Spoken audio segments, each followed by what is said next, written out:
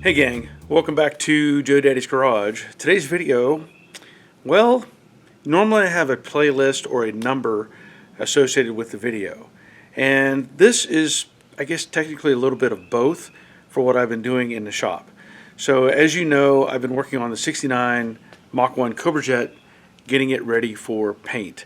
And I did a previous video, or several videos, where I've done block sanding using dry guide coat and trying to get everything ready for the paint process. That is coming along just fine, and I'm making improvements on it as I move forward. So I had some problems with the deck lid. I was working on that in the previous video. I still need to do the quarter pedal on the passenger side, and of course the doors, and a lot of stuff that just has to happen in the process. However, I wanted to show you the other project that I'm working on and some parts that I recently received for this project. Now, to give you some background, this is a 68 fastback, and I'm basically hand building the whole car using some parts from an original car and many new parts from dynacorn. Now, part of that process is we're doing away with the shock towers. So in a typical Mustang, they have a shock tower here with a coil spring and a shock absorber and control arms. All that's going away, and that's why I have these frame rails set up. It's already blocked off, and there's an opening down below for the control arm that will come through there on a Mustang 2 style suspension. So I've been working my way through this project as well, and as I stress all the time, test fitting everything. And whenever you're building something like this and you're trying to put it together, you have to test fit these parts. And so the goal is, when everything fits properly, I can start welding. And I'm not quite to that point yet. I have the rocker panels welded on, and I have been mocking up and marking locations on the body where I'm going to do spot welds and plug welds and all that sort of thing. And I have something else I want to show you that's all relatable to that. Yesterday, the owner stopped by and dropped off a bunch of parts. And if you don't already know, the plan is to put a Coyote engine in this, automatic transmission, and do other custom stuff to the car in the process. So let me show you what he brought yesterday. But before I get to that, or those parts, I want to show you some of the details that I've been working on. I did place the divider panel in here.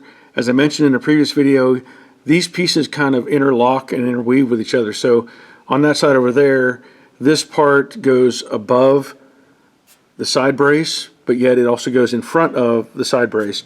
So when you're putting it together, you have to overlap pieces. And it's really one of those where I say sequence is scored. And that's what has to happen with this. You can't put this in after you have everything else in place. You kind of have to sandwich it in between. I also have the deck filler panel sitting up here on top. I've clamped everything in place. I have the rain gutter sitting in place as well. And here you can see I also have the dash out of the other car. So I cut that out and I mocked it into place. It seems to fit really well to the dynacorn panel here. And I'm going to go around the other side to show you that bracing, because I couldn't get around the opposite side. But here's the overlap in this corner.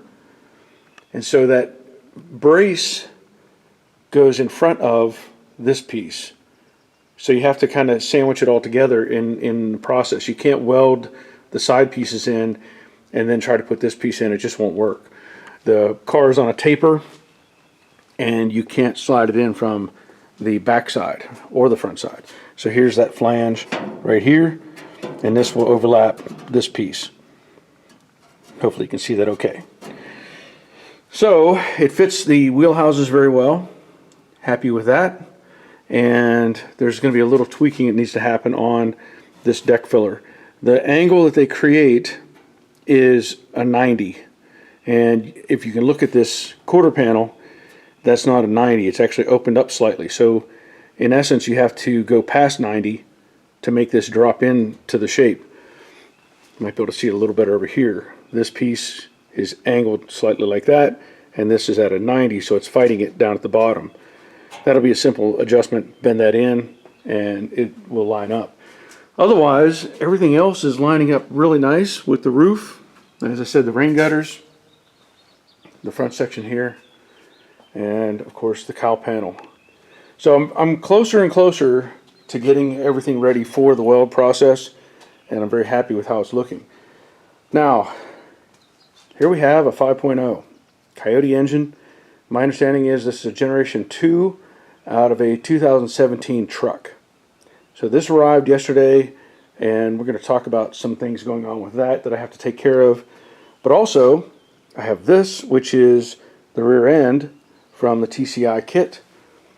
And if you look, it is a nodular rear end. I don't know if, I'm assuming 370 is the gear ratio. And here it points out 65 to 70 Ford Mustang rear end. Now, in a previous video, or video series, I installed the same kit into a 66 convertible known as the Brooklyn Pony. And I was really trying to get all that car together, and I had done all the same work. And there's some details that I think are going to be better in the build of this car versus that other car. And I'll relate that as I go into it when I start doing the assembly process.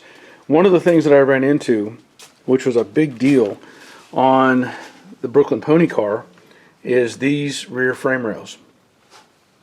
Now, if you go back and look at that video series, there is a piece that goes up here, slides across this frame rail, and I had problems with that with the dynacorn frame rails versus the factory ones, and the piece made from TCI. And that piece would not fit because the dynacorn frame rails are fatter.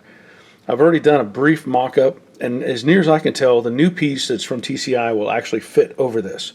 So it's going to alleviate some of the fitting conflict that I had with the other car. So I'm going to show you the other pieces and parts that have arrived, and then we'll come back and talk about this. This is most of the kit that showed up yesterday as well. And this is all the TCI stuff. Wheelwood brake setup. This is that channel that I was talking about that slides up over the frame rail. And again, in the previous build I did of one of these, this would not slide over the rear frame rail. And I think that problem is gone, because I did a little mock-up with the other piece of this, and it seemed to fit really nice. So in these boxes, disc brake kit, there's calipers, there's all the hardware you need to put this together. There's also in this box a variety of other bolt kits and different things like that. There's brackets and bracing that'll get welded on. Along with that, we have the lower cross member that goes where the engine would mount. We also have these pieces that bolt or weld on, and that's your shock mount for the coilovers. And then there's various straps. So these pieces, if my memory serves correctly, these went underneath the front frame rail and help build a box to reinforce it. There's also a front sway bar. This is that other piece that I talked about, the other channel piece. And along with that, there's some strut rods there. And also, this went between the frame rails in the back, and I think that served as the shock mount as well. And then this center piece, which is long, connects the rear end to this piece, which goes in between the frame rails. It creates a drive shaft hoop, and I know that this piece interacts with this. So there's more hardware that goes with this, obviously. Along with that, we have these two side pieces. I hope the wind's not fighting me on this.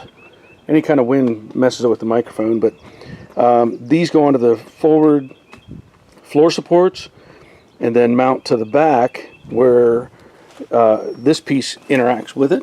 So these join together roughly where your rear spring perch is. So just kind of visualize that. And then these extra bolts here, because it's a convertible kit, there is the center section underneath the convertible that this will bolt to. So that is the main structure for the suspension kit. We have new lower control arms here, one on either side, and I'm sure in this box there's also 2 upper control arms and all the hardware that goes with it. Now here, look at that. That is a nice disc brake spindle, or disc brake hub I should say, rotor and caliper. So there's one here and another one over here. Beautiful, beautiful. That's going to look so sharp on this car. Along with that, we have a rack and pinion set up here, so that's still in the bag. We have the coilover shocks in those 2 boxes there, and then a set of headers that go to the 5.0. So that's the bulk of what's here at the moment.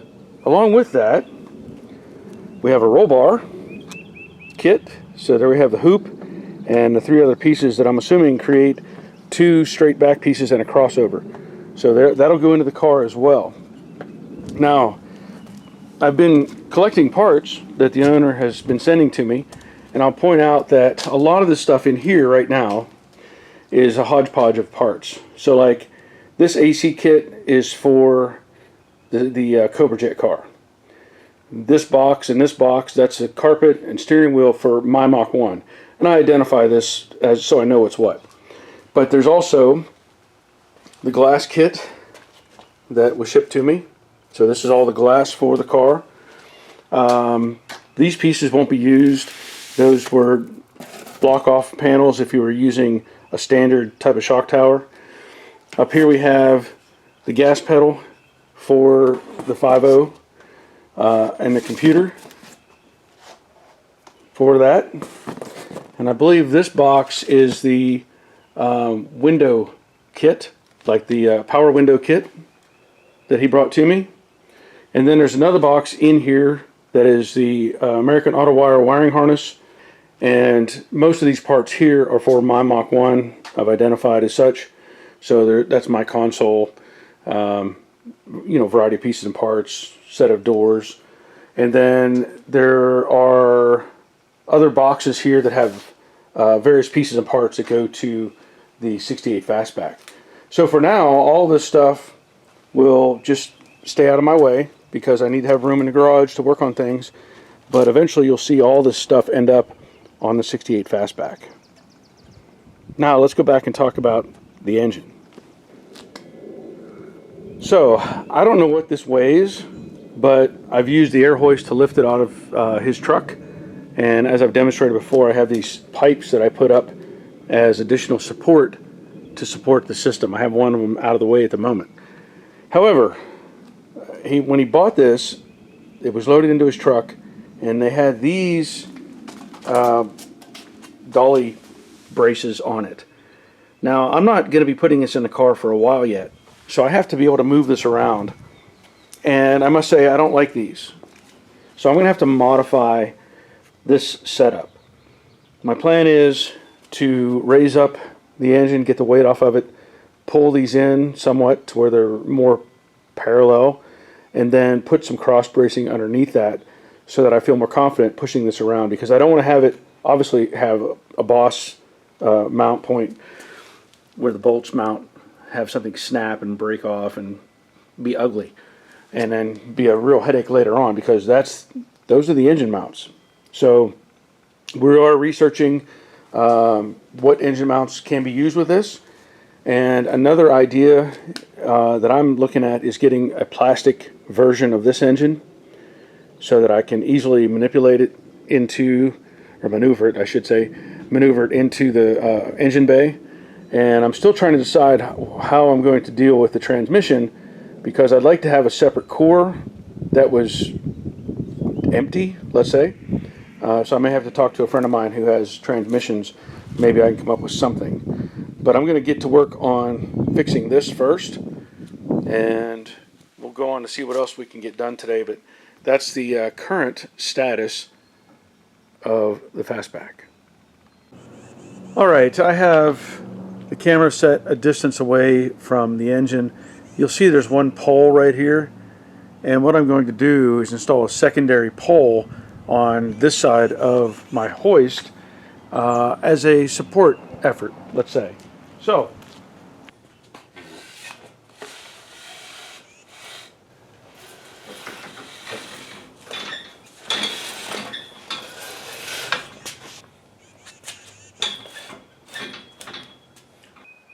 now basically what I have that air hoist up there in the trusses. I have 2x6s running across the trusses.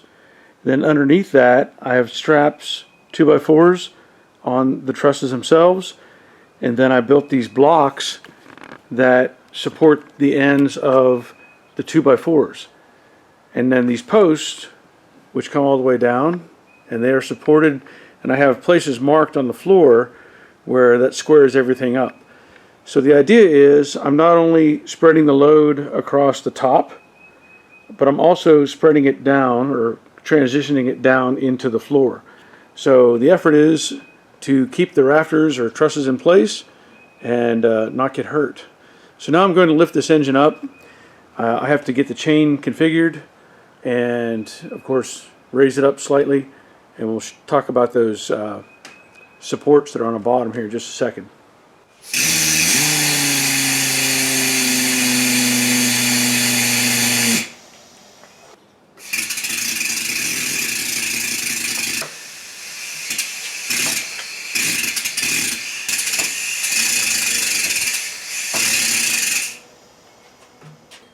So these struts, I guess, that are bolted on, I'm a little concerned because I noticed this caster back here was angled, meaning it's been on some sort of a side load, and there's just two bolts holding this together. And what I'd like to do is create a cross piece that ties these two to each other, and that way it can't spread these apart and maybe break something. So I'm going to build a cross piece in here, and I need to make sure that everything is secure enough that it's not going to come apart.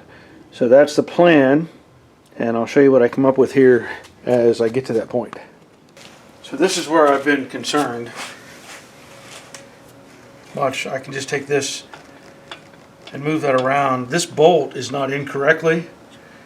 I need to take that loose and see what's going on. And in fact, this bolt is crooked. Oh, I don't like that.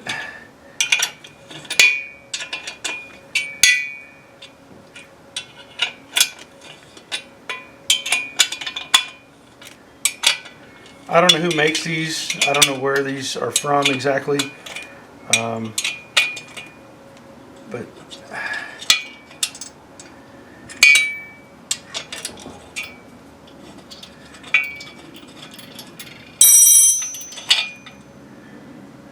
that bolt's bent. That's not good. That's not good. This is like a light duty, not even a grade 5 bolt. I'm hoping these threads aren't messed up.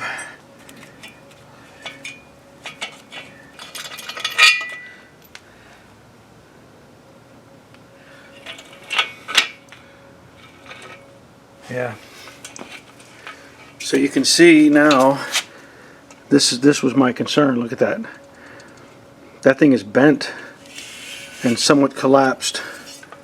Both of these are in the wrong position. So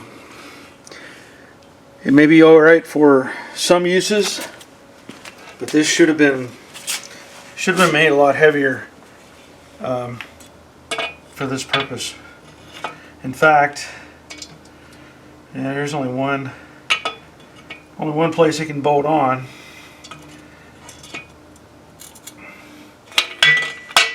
Well, I guess it could go down one lower.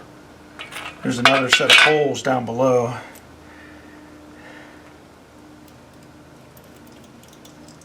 I'll have to get another bolt along with my redesign.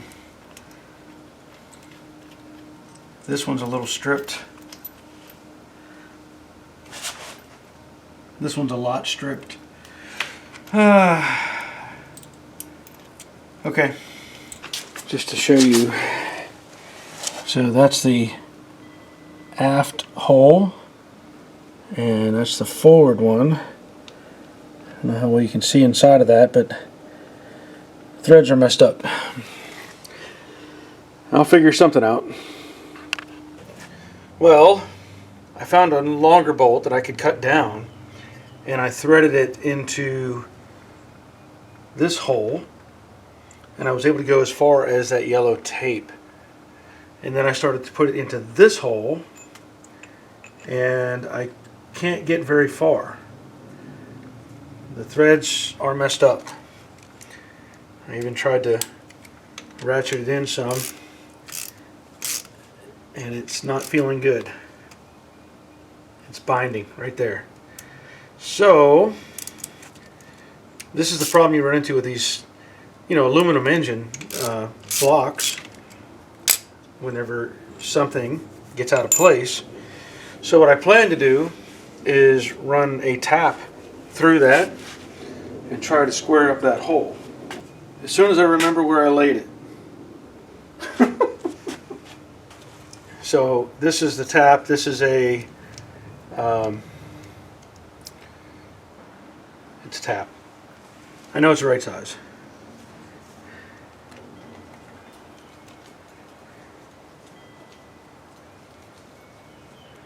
So trying to make sure I'm on the same plane, obviously,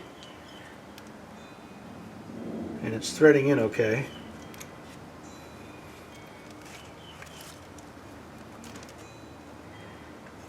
But you got to be careful with stuff like this, because you get a damaged hole and the bolt doesn't want to stay in it. It's going to come back and haunt you later. So I got to take care of stuff like this right now while it's fresh on my mind. There we go. Now that feels a lot better. And that's all the way up.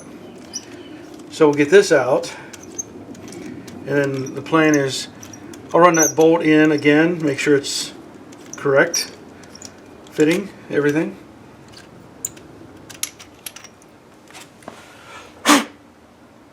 That looks better already.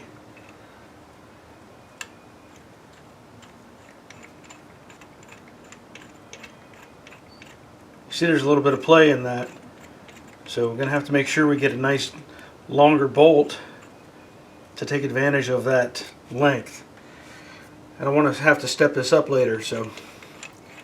Okay.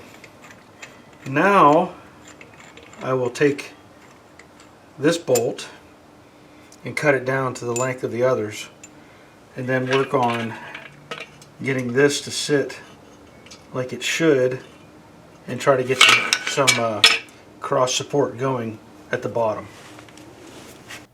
Now I've cleaned up the threads and I've trimmed down the bolt to the length that I wanted and just mounted this back on. It feels a lot more solid at this point, and I don't think it's going to be a big concern overall.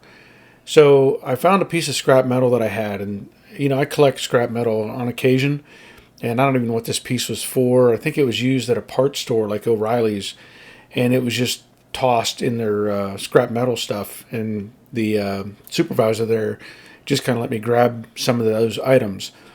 So it just so happens this was the shape that I was actually looking for. I wanted something that would have enough structure to create an internal brace and have enough material to make an external overlap. So of course I just used my cutoff wheel here and trimmed this thing down, and it made short work of this process.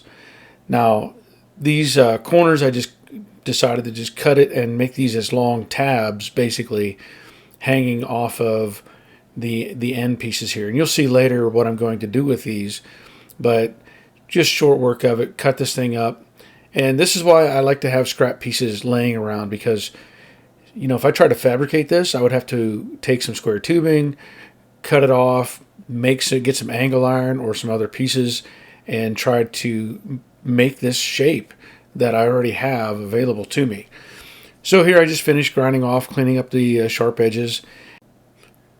Once that is done, I will take it over and do a quick test fit to make sure that my measurements are right and see how well it fits with these strut braces that are already there. So it looks like it's going to work, and I drew some lines on there to give me a bend point. And I left this all together on here because, you know, I was trying to bend these pieces and things weren't going as planned. I thought that the metal would just kind of conform to my will, and it wouldn't. So I ended up undoing it a couple of times until I came up with a way to keep the flat portion flat. And sometimes you'd have to experiment. You know, I don't always show this when I do these things, but I figured it was justified and worth showing so everybody could see that even the best ideas may take a couple of attempts. So I straightened these things back out, and then I decided that I have this nice block of metal and it has this leg sticking out. So I turned the block around, and then I got a secondary block and created a clamp system, basically something simple. All I had to do was clamp it down at this point and make it bend over that last or that piece of that leg of my block. This worked fine and did the trick. Well, that took a little more manipulating than I wanted, but I've never tried to bend this metal before. This is some scrap that I had, and now that I have the ends bent, I can slip one over that end, slip one over this end, square it up, and if I wanted to, I don't know if I need to or not, but I can run some lag screws in through here, and that's going to keep this from pulling apart.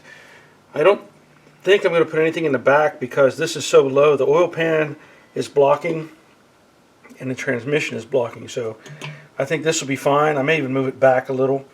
It won't hurt it to have it further back, but that should help stabilize this thing.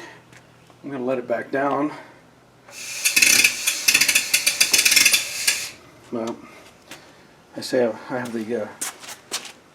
have some blocks under the transmission, so hold on a second.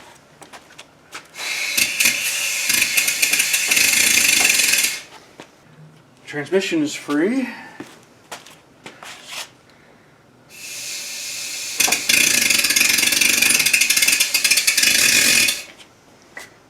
That feels better. You know, why didn't they just design it with that piece to begin with? So that definitely helps those some. I mean, they're not perpendicular. They're spread apart a little, but it's much better than it was. And I think it should be safe now to roll this around the garage. I still may add the lag bolts. I don't know. I don't see any reason why that would try to pull apart at this point. But now I can rearrange things and get back to working on the Cobra Jet and the body for the fastback. I think I will call this a success. You know, adding that extra piece under there gives me more confidence that these struts won't spread apart and collapse. However, the wheels still don't roll very well. These casters are very cheap, but at least it feels more stable, even though I basically slid it on the wheel to get it over there. Now, I'm going to talk about something else as I'm moving forward with the work that I'm doing on the fastback, obviously, and the 69 Cobra Jet.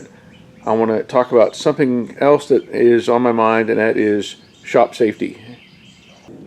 So if you don't know, I built this shop about 30 years ago. This was my own design, and I had help from my neighbor, Roger, hindsight 6'7". He helped me put up the walls and do some other things, and I had some other friends help me out as well, but this was built about 30 years ago. Now, when I put this shop up, I had put in an air tank or air compressor up front and ran airlines, and those airlines were Schedule 40 PVC with a 1/2 inch diameter. Very tough stuff, very durable, but I know from experience that those lines can fail. We had our body shop years ago, and it had 1.5 inch PVC lines, and one of those lines blew apart, and it actually stuck a piece of plastic up in the ceiling. So as I've been working on cars over the years, adding more air pressure, shutting off my air pressure, turning it back on, cycling through pressures on the PVC, I've become more and more anxious about it. And I'm going to show you why I was anxious about it and what I'm doing to fix it. So I know this video is kind of random, but it's all part of the process of having a shop and doing this kind of work. Let me show you what I'm talking about. So years ago, I did have my 50-gallon, I believe it was, air compressor right here in this corner, and then I just ran an airline up the wall, again schedule 40, and just had it come back to the back of the shop. In fact, I don't even know if I had it go to the back originally. I think I had it just come to this T here, which is connected to my hose reel.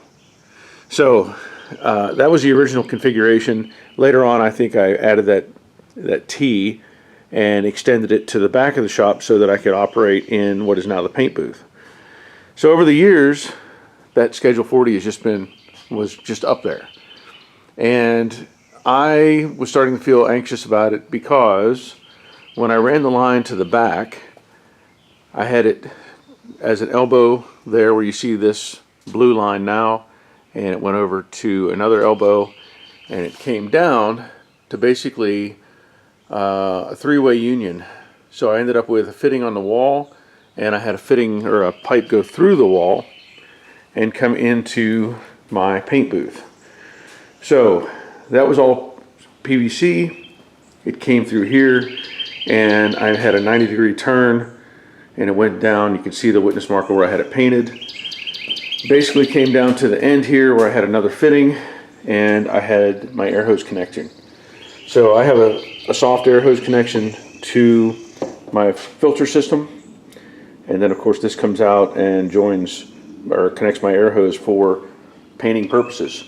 So the idea was, when I came out of this intersection, I had again a three-way fitting. So it had a fitting going this way, and this way. And at this point I had a drop hose connected, and this hose is my shop air.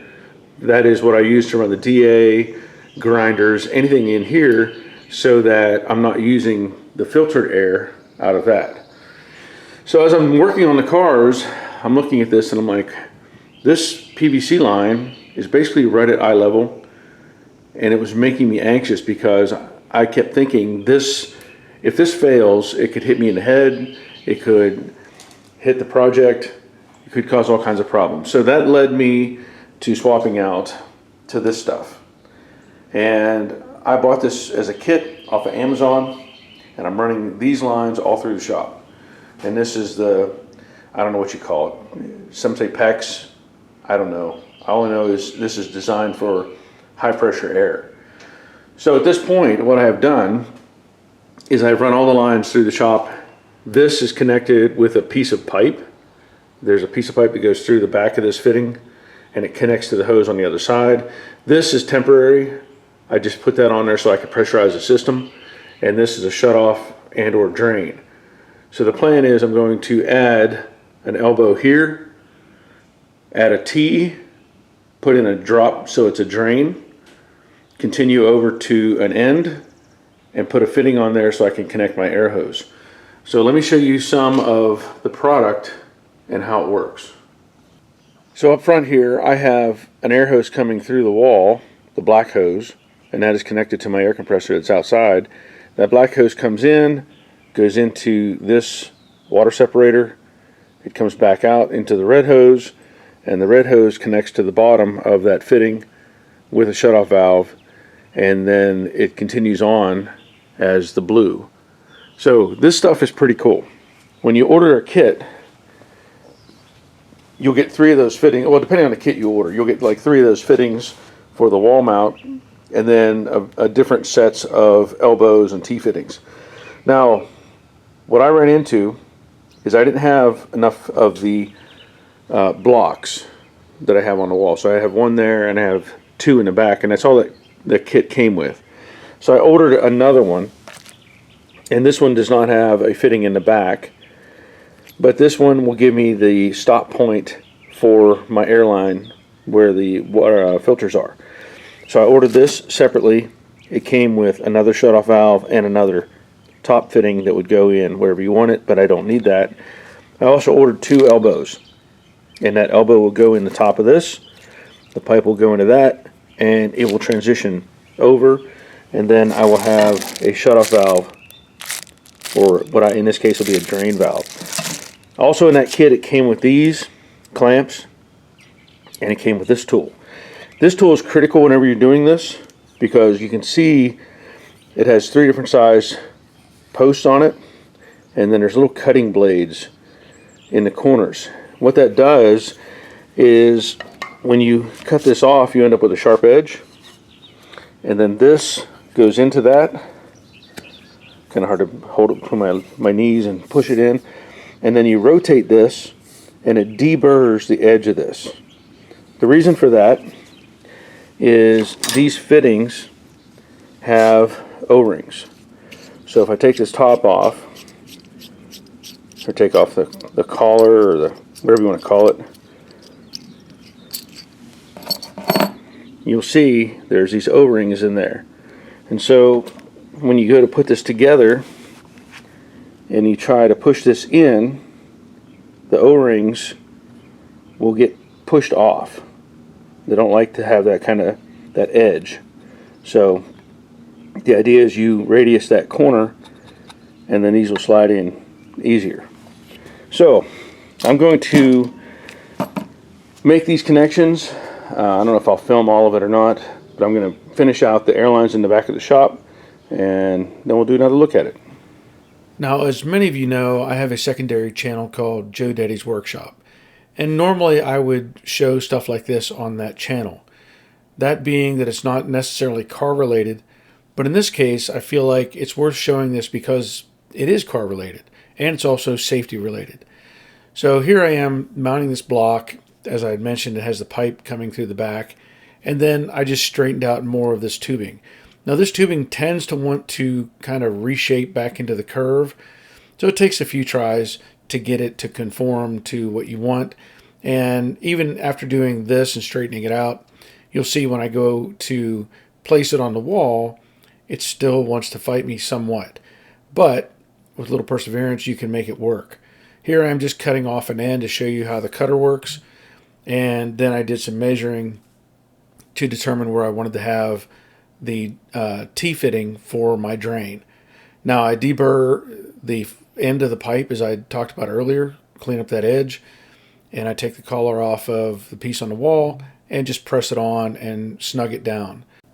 From here I want to verify where I want my drop to go for the drain valve, and I just trim off a little bit of that material, deburr the end of the pipe fitting, and I also removed the previous clamp system that I had for the PVC. I forgot to do that earlier.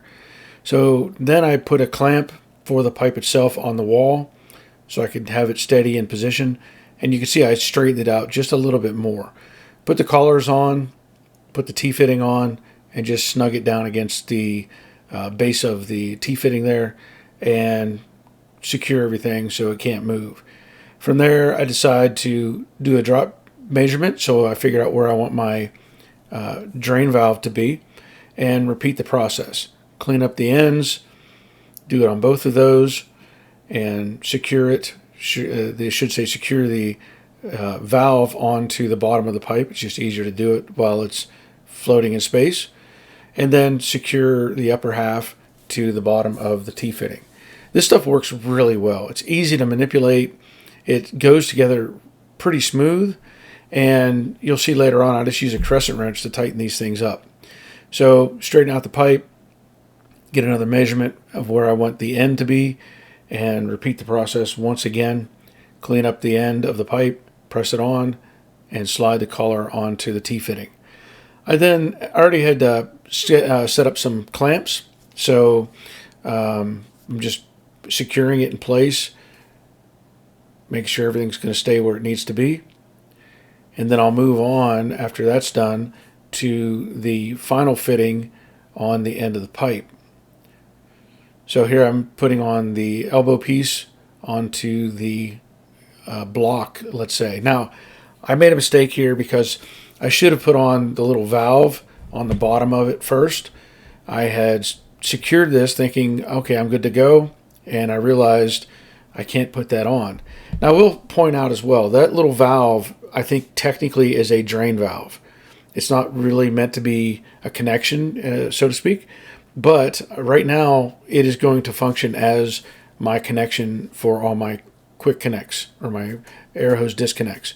And later on, I may revisit this. I may put another fitting out of the center of the block up at the top where I'm going to put in this block off with the plug here in a second right there. And I may make that the actual port that I use. Looking into this, I think each one of those in these blocks is meant to be more of a water drain. So I just snug these down with a crescent wrench. It works fine. You can hear it almost, you can't hear it, but when you do this, it kind of makes a bit of a crunchy squeak sound. So you know you're making good binding contact with those. And then I added another piece of pipe at the bottom of that ball valve. And once that's in place and secure, I thought, there's a little bit of play here. I'm going to go ahead and put another one of the clamps that come in the kit. Just want to make sure it's secure, because if you're walking by it, you could easily catch it and maybe knock something loose, and it would be pretty shocking if you broke something loose and you had a lot of airflow suddenly in one space like that. So now I'm finishing off this connection, and as I said, I may come back and reconfigure this, but that's the beauty of this system is you can modify or change it as you feel necessary. There's not like the PVC stuff where it's all glued and you got to cut it and glue and wait for the glue to dry. This works really well. So I have everything in place. I feel so much better about this now. I have my shop air as my first opening here. My T coming down to just a drain, and that is only meant to catch stuff that's relatable to the filter system that I have. So that's just going to maybe help. I don't know. Somebody suggested I do that. I had the valve in the pipe, so I went ahead and put it in place. And of course, I have the end block here, shut-off valve. That has aired up. And the other thing I did, I put a T-fitting here. Now when I spray, I use this hose, and sometimes I struggle with it because the hose, it's about 25 feet, which is long enough, but I either have to come around on this side of the car or go around the back side and work my way forward, and sometimes it just gets a little frustrating. So what I'm debating on doing, and somebody can give me an opinion if they want, I'm debating on getting another hose like this, only longer, using this. I'm not going to put any hard plumbing in. I may just put a connection or a hose connect here and go up over my garage door with just some straps and take it to that side and maybe bring it down in the middle. Just let it hang there. I don't have the material.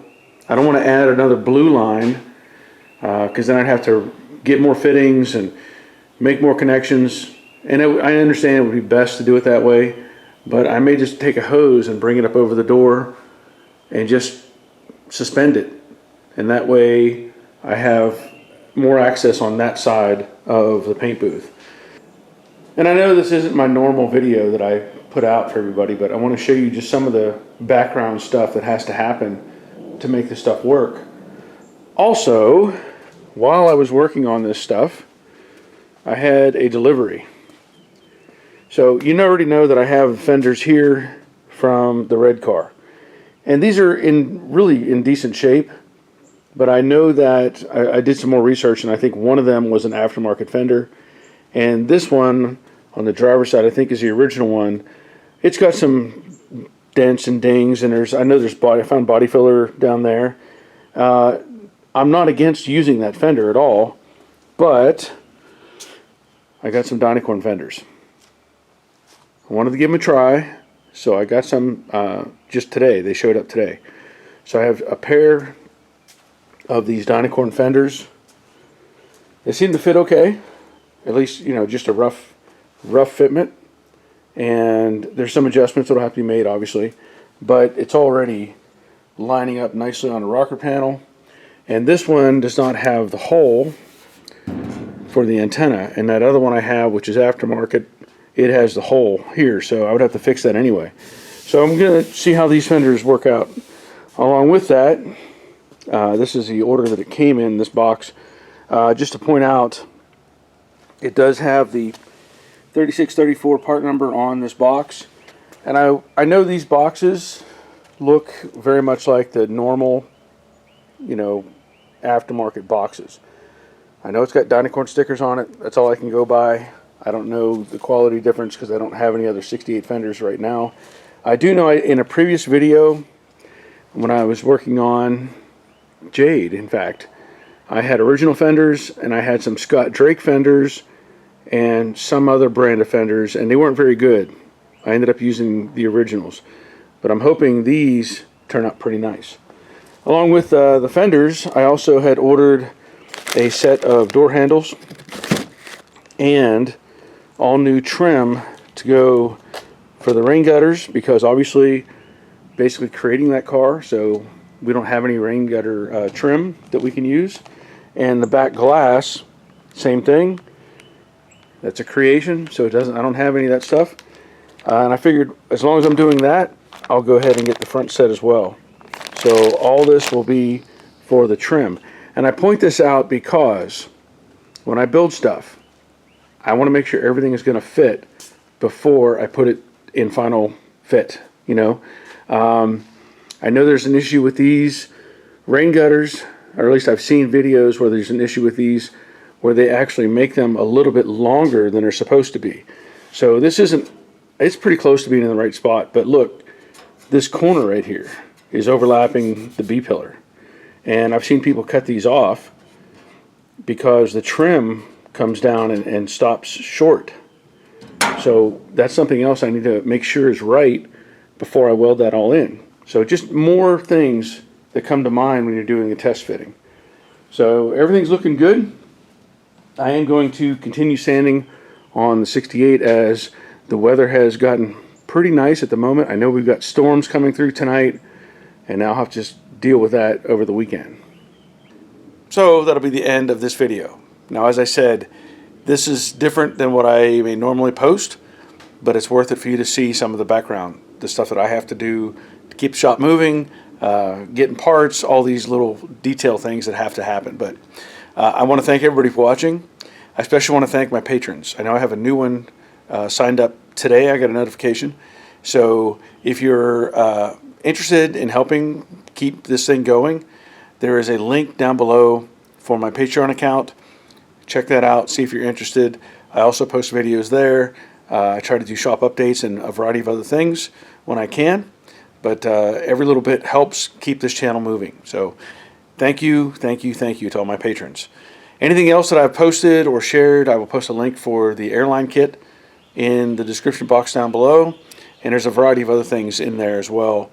Stuff that I've used or endorsed or, you know, used on cars in the shop. So take a look at all that, but that'll be it. So until next time, take care of yourselves. See ya.